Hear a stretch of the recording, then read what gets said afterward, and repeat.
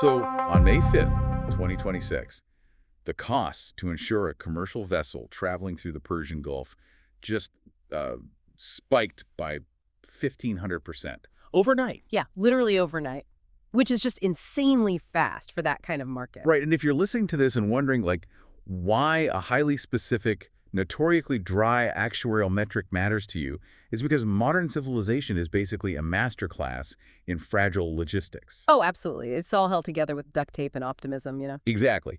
When marine underwriters in London look at a body of water and just decide to multiply their war risk premiums by 15, they aren't just adjusting a spreadsheet. They are effectively declaring that the global supply chain, as we know it, has just ceased to function. It's the financial equivalent of a canary in the coal mine, except, the canary hasn't just stopped singing. It has spontaneously combusted. That is a terrifying way to put it, but yeah. Well, it's true. Because when insurance markets break, the physical movement of goods just stops entirely. No corporate board on Earth is going to authorize a voyage without a catastrophic loss backstop.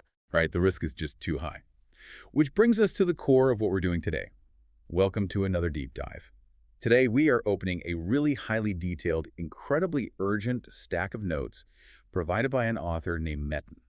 And the timeline here is super specific. Yeah, the timestamp on the source material is May 5th, 2026. And the author's premise is that at midnight, a geopolitical and financial earthquake just fundamentally rewired the global order. Which is a bold claim, but the math backs up the terror, honestly. It really does.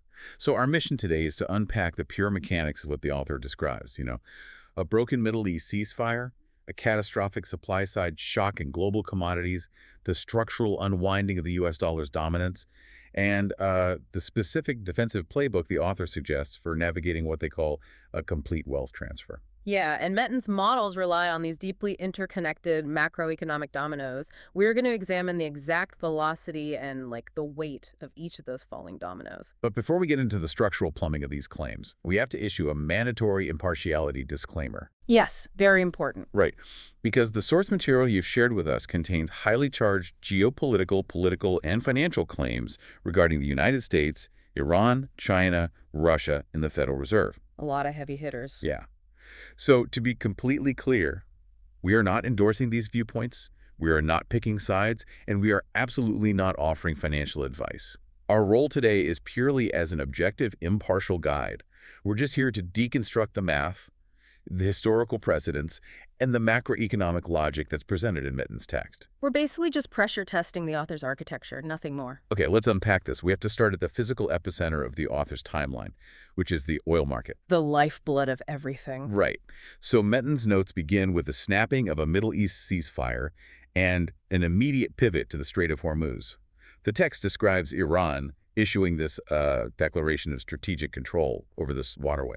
And geographically speaking, the Strait of Hormuz is, it is the most critical maritime choke point on the planet. Because of how much oil goes through it, right? Yeah, but also just its physical dimensions. At its narrowest point, the shipping lanes are only about 2 miles wide in either direction. Wow, just 2 miles. Just 2 miles. And the text notes that roughly 20% of the world's total global petroleum liquids consumption passes through that specific corridor. That's a massive bottleneck. It is, but the percentage alone doesn't really capture the gravity of the situation. We have to look at the underlying logistics here. We aren't talking about small transport ships. These are very large crude carriers, or VLCCs. Okay. And each one of those holds up to 2 million barrels of oil. 2 million. Yeah. In one ship. Mm. So the author notes that Brent crude instantly reacted to this news, surging to $112 a barrel. But the text frames 112 as merely the opening bid. Oh, yeah, just the start. Right, because if the strait is legitimately blocked, whether by kinetic military action or simply, the prohibitive cost of that 1,500% insurance spike, the author predicts oil will hit $200 a barrel. And a $200 barrel of oil? That fundamentally breaks the mathematical models of the global economy. It's just unmanageable. Totally unmanageable. The author classifies this as a massive supply-side shock, and they make a really deliberate point to contrast this with the economic shocks of 2020. Yeah, I noticed that. They explicitly state that this scenario makes the pandemic lockdowns look like a mere rehearsal. Well, that comparison requires some scrutiny, I think, because in 2020 we saw negative oil prices briefly. Remember that? Oh, yeah, because demand just vanished overnight while the pumps were still running. We literally ran out of physical storage. Exactly. But what the author is describing for May 2026 is the exact inverse of that. The demand remains, but the physical delivery mechanism is what's severed. Precisely. In 2020, the infrastructure remained intact, The ships were safe, the refineries were functional, the pipelines were secure. The global economy was basically just put into a medically induced coma. Right, we chose to shut it down. Right. But in the author's 2026 scenario, the infrastructure itself is under siege. Tanker War 2.0 isn't a demand drop, it is the physical destruction of capacity and transport. So you can't just flip a switch to turn it back on. No, because when you cut off the Strait of Hormuz, there is no immediate logistical workaround. The East-West pipeline across Saudi Arabia, for instance, it just doesn't have the spare capacity to absorb 20 million barrels a day. What about reserves? Like the Strategic Petroleum Reserve? The global reserves can only buffer a shock of that absolute magnitude for a matter of weeks before they are structurally depleted. It's a very short runway. Which is terrifying. Yeah. And the text makes it intensely personal for you, the reader. Like, Minton doesn't focus on the pain at the gas pump. He focuses on the grocery store. Which is where it really hits home. Exactly. Yeah. He explicitly links $200 oil to the cost of bread on your table. Why is that link so direct? Because modern agriculture is basically just a mechanism for converting hydrocarbons into food. That's a wild way to think about it. But it's true. Think about the Haber-Bosch process, which is how we make synthetic nitrogen fertilizer. That process sustains roughly half the global population, and it is heavily dependent on natural gas. Right, so energy prices spike, fertilizer spikes. Exactly. And furthermore, the entire agricultural life cycle relies on middle distillates like diesel, tractors, combines, freight trains, long-haul trucking. All of it requires diesel. So when crude hits $200, The refining margins for diesel just explode. The input cost for planting, harvesting, and transporting a bushel of wheat essentially triples. and you can't just substitute that energy overnight, right? Like a farm conglomerate can't just decide to power its fleet of John Deere combines with solar panels next Tuesday. No, the technology isn't there, and the capital isn't there to pivot that fast. And the demand for food is entirely inelastic. People will stop buying iPhones long before they stop buying flour. So that massive input cost is passed directly to the consumer in the form of food hyperinflation. The author is mapping out a cascading failure here. The initial shock is geopolitical, the secondary shock is energy, but the tertiary shock, the one that really matters, is caloric. Caloric shock. Wow. And when food prices double or triple in a matter of months, you inevitably see severe societal instability, which, of course, in turn further disrupts global trade networks. It's a vicious cycle. Right, so if the physical commodity that powers the world stops moving, the currency used to price and trade that commodity suddenly finds its primary utility called into question. Which is a huge pivot. It is. And that brings us to the author's macro thesis on China.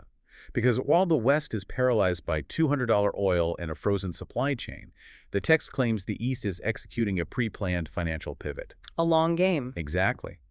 Metin states that on May 5, 2026, de-dollarization officially transitioned from a theoretical talking point into the active policy of the East. And the author frames this whole shift around the dismantling of the petrodollar system. To really understand the gravity of what Metin is claiming, we have to look back at the mechanics established in 1974. Right, the Bretton Woods fallout. Yes. Following the collapse of the Bretton Woods gold standard, the United States struck this profound geopolitical bargain primarily with Saudi Arabia. How did that work exactly? The agreement was elegant in its utility. OPEC nations would price and sell their oil exclusively in U.S. dollars, and then they would recycle those excess dollars into U.S. Treasury bonds. In exchange, the U.S. provided military security. Oh, I see. So it created an artificial mandatory global demand for the dollar. Exactly. If Japan or Germany wanted to power their electrical grids, they couldn't just pay OPEC in yen or Deutschmarks. They had to acquire U.S. dollars first. It's the ultimate economic moat. Mhm. Because every central bank and major corporation on Earth was forced to hold massive dollar reserves just to guarantee their own energy security. And because of that, the United States enjoyed a very unique privilege. They could run massive fiscal deficits, constantly expanding the money supply, without suffering the immediate currency debasement that would ruin literally any other nation. Because the global demand for oil continually absorb the excess dollars. Precisely. It essentially allowed the U.S. to export its inflation. That makes sense. Hmm. But the text argues that the moat has been breached. The author points to Iran and Russia, both massive energy producers, now selling their energy exclusively in the Chinese yuan. The petro-yuan has officially arrived, according to the text. Right. But there is a massive friction point here that I want to ask about. So what does this all mean for the U.S.? Like, why would any rational global actor trade a highly liquid, universally accepted fiat currency like the dollar for another fiat currency like the yuan, which is famously subject to strict capital controls by the People's Bank of China? That is the multi-trillion-dollar question, and the author answers it by pointing to physical collateral. Metin claims China has spent 24 consecutive months aggressively hoarding physical gold to construct what he calls a gold shield. Wait, so they're essentially recreating a quasi-gold standard for cross-border trade settlement. Exactly the mechanism. If you are an energy producer receiving yuan, you aren't forced to hold that yuan in a Chinese bank account where it might be frozen or arbitrarily devalued. Okay. The Chinese strategy, which is facilitated through institutions like the Shanghai International Energy Exchange, allows those yuan to be converted directly into physical gold. Wow. Yeah. The gold shield isn't just a metaphor, it's a structural guarantee. China is essentially telling energy producers, you aren't taking on the sovereign risk of our fiat currency, you are using our currency as a temporary conduit to acquire hard, immutable assets. That's a huge incentive. Let's solve the plumbing on this, though. If the petro-yuan successfully captures a massive percentage of the global energy trade, the mandatory global demand for the U.S. dollar fractures. Right, the world no longer needs to hold trillions of dollars in reserve just to buy oil. So what happens to those trillions of dollars currently floating in the eurodollar market and foreign central banks? They repatriate. If the dollar loses its status as the exclusive medium of exchange for global energy, foreign nations are going to begin dumping their dollar reserves and U.S. Treasury bonds. And all that capital floods back into the domestic U.S. economy. Exactly. You suddenly have decades of exported inflation coming home to roost all at once. The chips are returning to the casino, so to speak. And that brings us directly to the localized impact on the United States, and specifically, this impossible architecture the author describes at the Federal Reserve. Yeah, this is exactly what traps the U.S. Federal Reserve. Metin centers the crisis on Jerome Powell and the Federal Open Market Committee.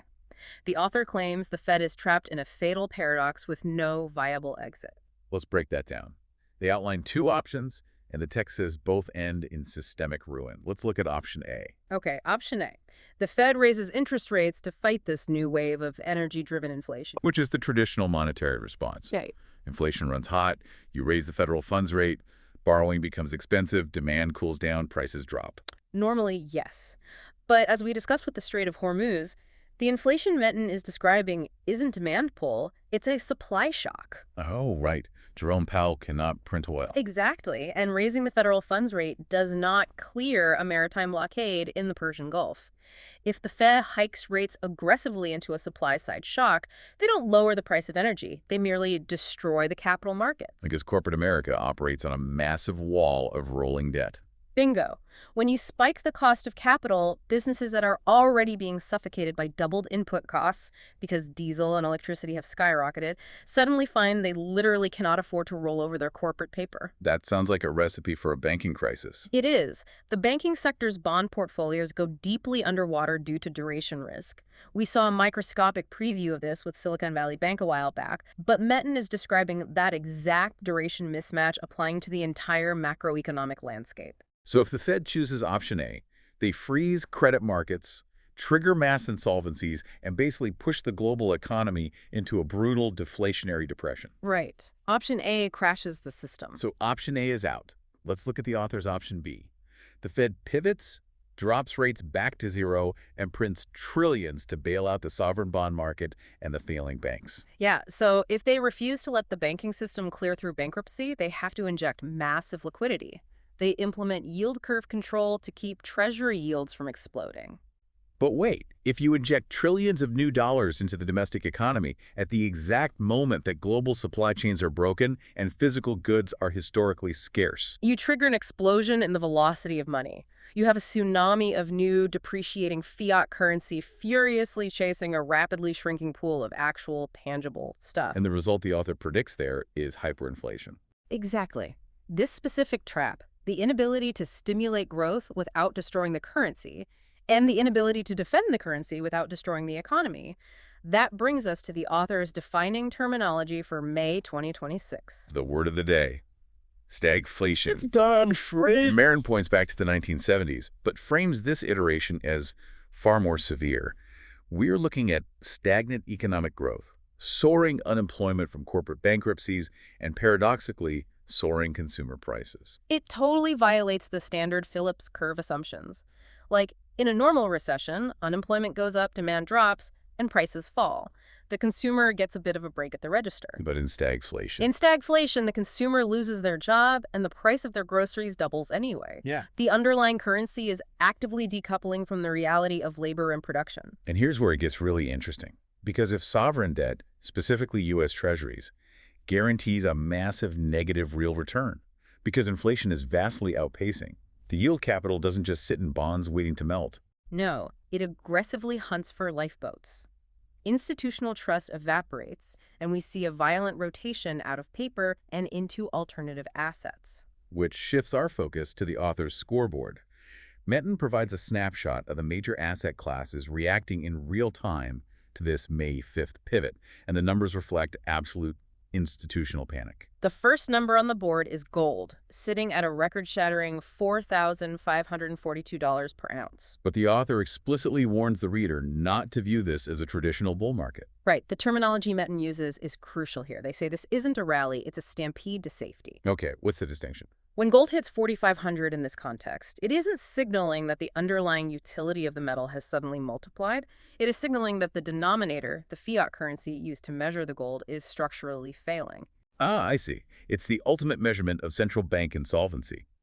The text points out that central banks themselves are buying gold by the ton, which makes you wonder, why would the architects of the fiat system aggressively hoard a zero-yielding pet rock unless they mathematically understand that the paper system they manage is buckling? It's basically the Basel III regulations playing out in real time. For decades, paper gold derivatives and COMEX futures contracts, they suppressed the price of the physical metal. Because it was all just paper promises. Exactly.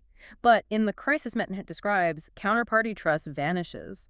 Institutions no longer want cash settlement for their gold contracts. They demand physical delivery. And there isn't enough physical gold to go around. Not even close. When the claims on gold outnumber the actual physical ounces in the vault by massive multiples, the paper illusion shatters. The true price discovery of physical bullion violently reasserts itself. Which brings us to the second, much more volatile asset on the author's scoreboard. Bitcoin is listed at $80,818. But Meton doesn't present, like, a utopian view of crypto here. No, not at all. The text describes a brutal existential war occurring within the market itself, determining whether Bitcoin is truly digital gold or merely a high beta risk asset. And what's fascinating here is that this is a super sophisticated read on market microstructure. Historically, during severe liquidity crunches, traditional institutional finance treats Bitcoin exactly like a leveraged tech stock. Right, they sell what they can, not what they want to. Precisely. When hedge fund funds face margin calls in their bond or equity portfolios, they liquidate their most liquid risk-on assets first to raise cash. They dump Bitcoin, driving the price down alongside the S&P 500. But the author points to a divergence driven by what they call smart money. While the institutions are dumping for liquidity, a different class of capital is aggressively accumulating Bitcoin. Why? To hedge against something far more dangerous than a market crash, capital controls. Ah, right. In a sovereign debt crisis featuring severe stagflation, governments do not simply allow capital to flee the jurisdiction. They implement strict capital controls. They limit bank withdrawals, they restrict international wire transfers, and they weaponize the SWIFT network. So wealth trapped inside the banking system becomes a captive tax base. Exactly. And this is where Bitcoin's core architectural value proposition is really tested. You can memorize a 12-word seed phrase, hold your private keys in your head, and move $1 billion of purchasing power across a hostile border without requiring the permission of a bank, a clearinghouse, or a government. So Meton is arguing that May 2026 is Bitcoin's trial by fire. Yes, If it can hold the $80,000 line amidst a literal geopolitical war and a cascading liquidation of traditional finance, it definitively sheds the correlation to tech stocks. It proves its macroeconomic thesis as the unseizable, mathematically scarce reserve asset of the digital age. But, and this is the big but, the author issues a blunt, uncompromising warning to you regarding how to engage with this asset class during the crisis. The quote is, "Leverage will kill you in this volatility.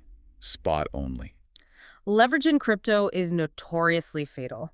When you trade on margin, you are borrowing capital to multiply your exposure. But in an environment where a single headline about the Strait of Hormuz or a surprise Fed announcement can trigger a 20% flash crash, the algorithmic liquidation engines take over. You don't even have time to react. None. If your position is highly leveraged, that temporary 20% wick down doesn't just put you in the red, it liquidates your collateral entirely. You are completely wiped out. Even if the price recovers 10 minutes later and goes on to hit all-time highs, you are already dead. You're out of the game. So spot only means you hold the underlying asset with zero debt attached. If the fiat exchange rate drops 20%, your actual holdings, your number of UTXOs, remain identical. You simply absorb the volatility and survive the whiplash. It is the stark difference between holding an asset and gambling on its price derivative. Okay, so all of this macro theory, all of these terrifying metrics, ultimately lead to the most actionable section of Metten's notes. The author distills this chaos into a highly specific 4-point defensive strategy to help you survive this wealth transfer. And it's anchored by a fascinating foundational philosophy. Wealth is never destroyed. It is only transferred. The losers panic, but the winners stay calm and follow a strategy. Exactly. That is the ultimate law of economic thermodynamics. The Cantillon effect dictates that during massive inflationary events and geopolitical realignments, purchasing power doesn't vanish, it simply migrates from the naive to the prepared. Let's dissect the playbook point by point. Point number 1, the gold standard. The text refers to this as your personal insurance, but Metten insists on a massive psychological shift.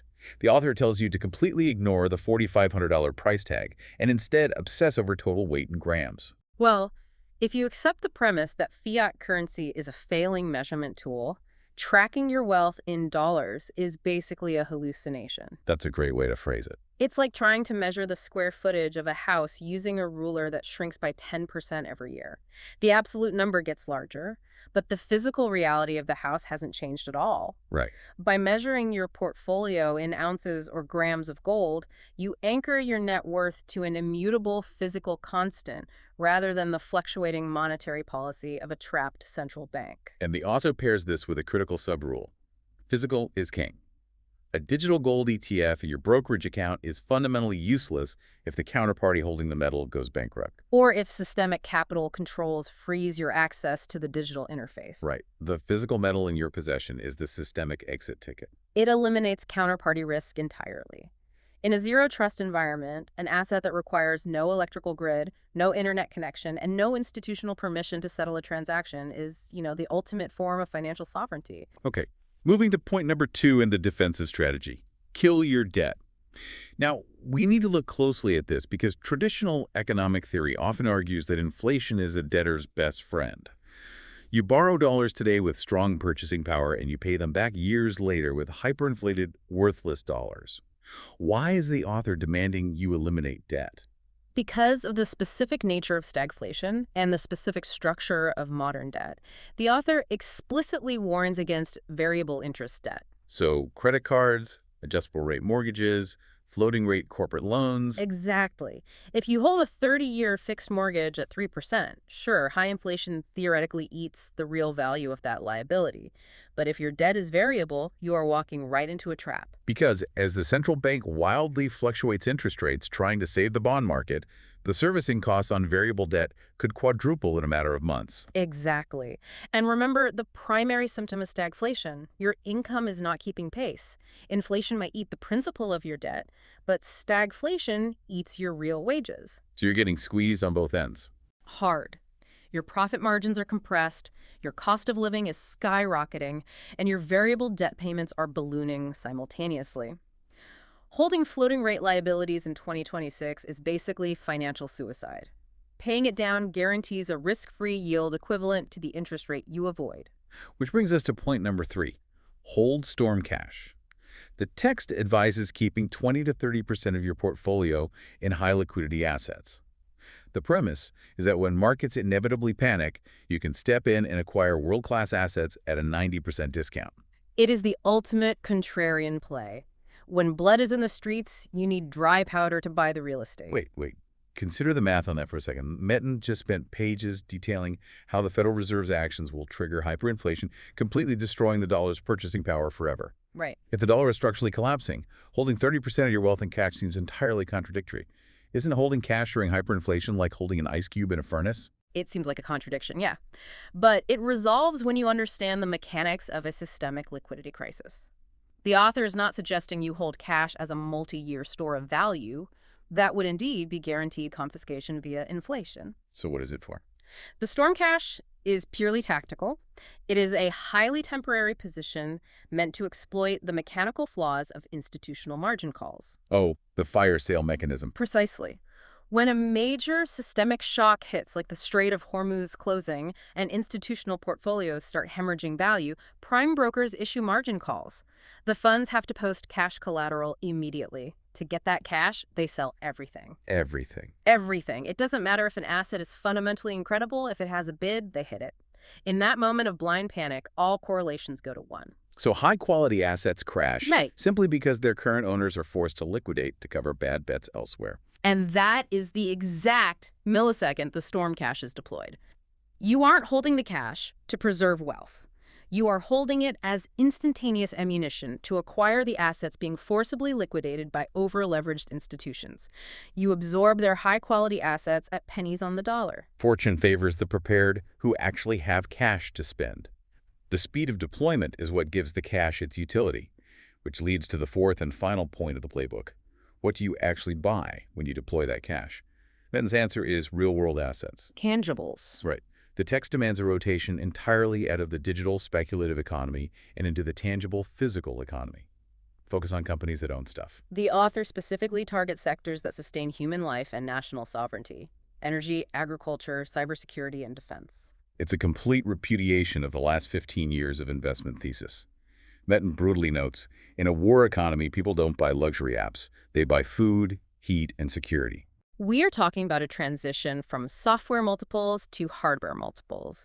For over a decade, capital flowed into zero-interest rate phenomena companies with massive user bases but no path to profitability, operating in the purely digital realm. But when global supply chains snap, You suddenly realize you cannot eat a software as a service subscription. You cannot heat your home with a social media algorithm.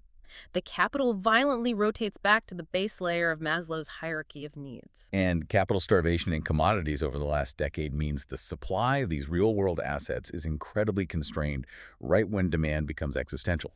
Farms, oil producers, defense contractors, and the digital security perimeters defending those physical grids, that is where the wealth transfers. The companies that own the physical stuff dictate the terms of survival. Wow. Okay, this has been an intensely dense descent into Metin's May 2026 framework. We've traced the geopolitical trigger of the broken Middle East ceasefire straight into the physical choke point of the Strait of Hormuz, analyzing how a 1,500% spike in marine insurance translates to a catastrophic supply-side shock and $200 oil. We then followed the macroeconomic dominoes over to the east, examining China's execution of the petro-yuan, backed by the physical reality of the gold shield, effectively placing the 50-year reign of the U.S. petrodollar on life support. Which exposed the structural trap waiting for the Federal Reserve, the impossible choice between hiking rates into a depression or printing money into hyperinflation, culminating in a severe stagflationary environment that breaks institutional trust in U.S. Treasuries. Finally, we broke down the tactical response, the scoreboard reflecting gold's surge as the fiat denominator fails, Bitcoin's battle to prove itself as unseizable collateral against capital controls, and a defensive playbook focused on accumulating physical weight, eliminating variable debt, maintaining tactical liquidity to exploit fire sales, and aggressively rotating into real-world, tangible assets. It's a lot to take in. Metin closes these notes with a stark binary challenge to you. What is your move today? Are you betting on the system or are you betting on gold? It basically forces a decision. You cannot passively index your way through a paradigm shift of this magnitude. The architecture of the global economy is being renegotiated. Standing still is an active choice to accept the depreciation of your labor and savings. But, if we pull back from the individual portfolio defense, there's a massive looming question deeply embedded in these mechanics, something for you to mull over. If we accept the premise that wealth is only transferred, and we are watching the greatest rotation of hard assets, energy, agriculture, physical gold, away from Western institutions and into the hands of Eastern nations and prepared individuals, what does the global power dynamic actually look like when the dust of May 2026 finally settles? It implies a total inversion of economic gravity. For the last century, the nations that controlled the reserve currency dictated the geopolitical rules, while the nations that produced the raw commodities were merely subservient suppliers. But if the physical commodities suddenly reassert their dominance over the paper that measures them, The leverage shifts entirely. The producers write the new rules of international order. And the social fabric of Western nations, which has been insulated for decades by cheap energy, infinitely printed credit, and subsidized logistics, well, it will face a stress test unlike anything in modern history. Who will really write the rules of the new world? that is the real question. When the underlying math of civilization changes, everything built on top of it has to be recalculated. The ground you were standing on is fundamentally different. So the way we dissect these models. We can't control the macroeconomic tide, but by deeply understanding the mechanics of the currents, we can position ourselves on higher ground before the water rises. Thank you for bringing such a relentless, highly technical stack of sources to the table today. Until the next deep dive, stay sharp, stay disciplined, and stay curious.